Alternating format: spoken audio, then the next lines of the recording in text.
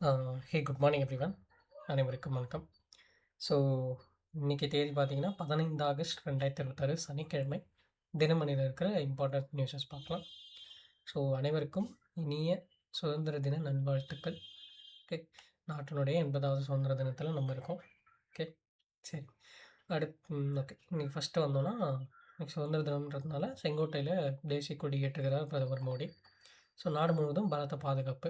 Already ஏற்றிட்டாரு, சில அனௌன்ஸ்மெண்ட்ஸும் வந்திருக்கு. நம்ம அதை நாளைக்கு பார்க்கலாம், சரிங்களா, இன் டீட்டெயிலாக. ஓகே, ஸோ அதே மாதிரி நாடு முழுக்க கொண்டாட்டங்கள் இன்றைக்கி நிறைஞ்சிருக்கு. அதேமாதிரி நம்மளுடைய தமிழ்நாட்டில் பார்த்திங்கன்னா இன்றைக்கி கோட்டையில் நம்மளுடைய புதிய முதல்வர் விஜய் அவர்கள் முதல் முறையாக கொடியேற்றுறாங்க, சரிங்களா.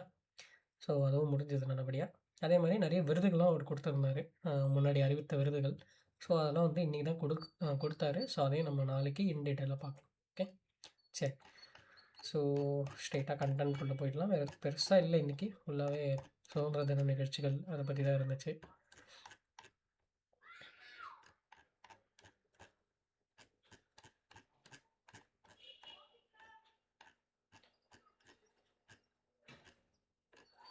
ஓகே, ஸோ இன்றைக்கி வந்து லைக் ஆர்டிக்கல்லையும் வந்து வந்தே மாதரம் பற்றி தான் கொடுத்துருப்பாங்க. ஸோ நம்மளுடைய தீம் வந்து பார்த்திங்கன்னா 150 இயர்ஸ் ஆஃப் வந்தே மாதரம், அந்த பேஸ் பண்ணி தான் நம்ம இன்றைக்கி வந்து சுதந்திர தினம் கொண்டாடுறோம்.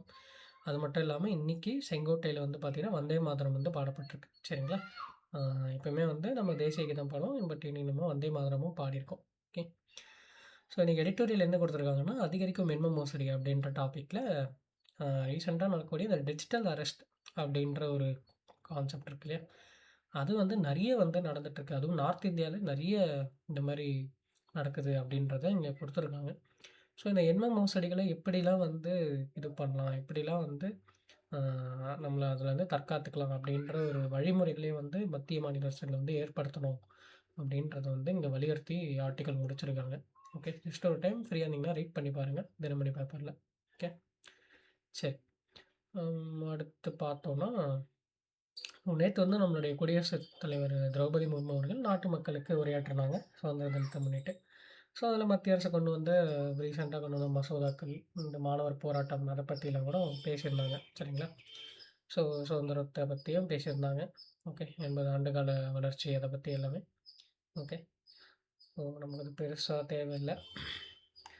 ஓகே, இங்கே பார்த்திங்கன்னா இன்றைக்கி வழங்கப்பட்ட அந்த பதக்கங்களை பற்றி இன்றைக்கி நியூஸ் கொடுத்துருக்காங்க. நம்ம நாளைக்கு இன் டீட்டெயிலாக பார்ப்போம்.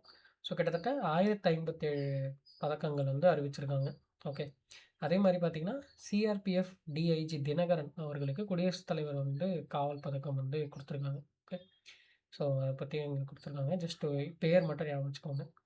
அதே மாதிரி தமிழக காவல் அதிகாரிகளுக்கு யார் யாருக்கு என்னென்ன அப்படின்ற தகைசால் பணிக்கான பதக்கம் 3 பேருக்கு, அப்புறம் மெச்சத்தக்க பணிக்கான பதக்கம் 17 பேருக்கு, தீயணைப்புத்துறையில் மெச்சத்தக்க பதக்கத்துக்கு 2 பேர். ஸோ அந்த மாதிரி ஒரு ஒரு பிரிவுலையும் யார் யாருக்குன்றதையும் இங்கே கொடுத்துருக்காங்க. ஓகே, சரி. நெக்ஸ்ட் என்ன இருந்துச்சுன்னு பார்த்தோம்னா,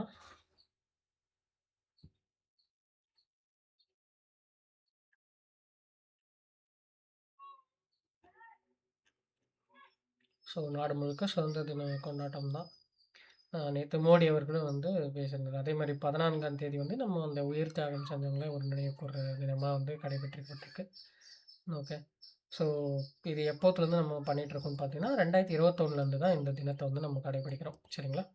ஸோ அதாவது 1947 இந்தியா பாகிஸ்தான் பிரிவினையின் போது ஏற்பட்ட வன்முறைகளில் உயிரிழந்த மற்றும் கடுமையான பாதிக்கப்பட்டவர்களின் தியாகம் மற்றும் வேதனை நினைவு கூறும் வகையில் கடந்த 2021ஆம் ஆண்டு முதல் சுதந்திர தினத்துக்கு முந்தைய நாள் வந்து நம்ம தேசிய பிரிவினை துயரங்கள் நினைவு தினமாக, ஏன்னா இந்தியா பாகிஸ்தான் ஒன்றா தானே இருந்துச்சு அப்போது. ஸோ அதுக்கப்புறம் தான் பாகிஸ்தான் தனியாக போச்சு, ஸோ இந்தியா தனியாக பிரிக்கப்பட்டது இல்லையா. ஓகே, சரி. அடுத்து வந்தோம்னா,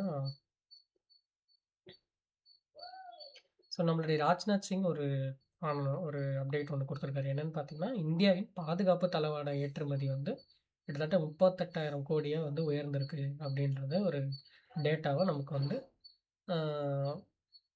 பாதுகாப்புத்துறை அமைச்சர் ராஜ்நாத் சிங் வந்து கொடுத்துருக்காங்க. ஓகே, ஸோ இதுவும் இம்பார்ட்டன்ட் தான். நம்மளுடைய எய்ம் வந்து, நம்மளுடைய மத்திய அரசோட எய்ம் வந்து பார்த்திங்கன்னா விக்ஷித் பாரத் 2047. ஸோ அதுக்கு இதெல்லாம் வந்து பெரிய ஒரு ஹெல்ப்பாக, ஒரு உறுதுணையாக இருக்க போகுது இல்லையா.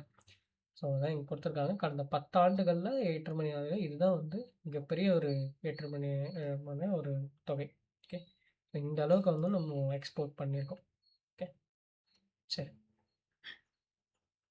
நெக்ஸ்ட் என்ன பெருசா இல்ல வேற எதுவும். அ இன்னைக்கு வந்து இந்த உலகக்கோப்பை ஹாக்கி நம்ம ஆல்ரெடி பார்த்திருந்தோம். ஆடவர் மற்றும் மகளிருக்கான 16வது உலகக்கோப்பை போட்டி வந்து அ அ நெதர்லாந்துலயும், பெல்ஜியத்திலயும் தொடங்குது அப்படின்றத பார்த்திருந்தோம் இல்லையா?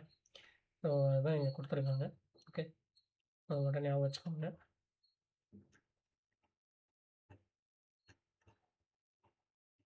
அவ்வளோதான் இன்னைக்கு இருந்த முக்கியமான செய்திகள். நம்ம நாளைக்கு செய்தியில சந்திக்கலாம். ஸோ நம்ம நாளைக்கு மீட் பண்ணலாம். சரிங்களா? Thank you.